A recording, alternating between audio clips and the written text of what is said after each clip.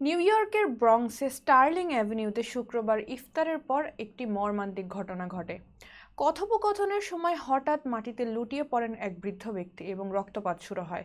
উপস্থিত লোকজন দ্রুত পুলিশ ও জরুরি পরিষেবা সংশ্লিষ্টদের খবর দেয়। কিছুক্ষণ পরে ফায়ার সার্ভিস ও অ্যাম্বুলেন্স ঘটনাস্থলে পৌঁছে তাকে উদ্ধার করে জ্যাকোবি হাসপাতালে নিয়ে যায়।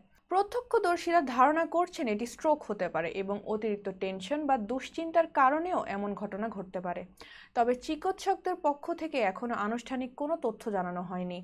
উপস্থিত ব্যক্তিরা জানান, বৃদ্ধ লোকটি কথা বলার সময় হঠাৎ ভারসাম্য হারিয়ে পড়ে যান এবং কিছুক্ষণের মধ্যে রক্তক্ষরণ শুরু হয়, যা উপস্থিত সবাইকে আতঙ্কিত করে তোলে।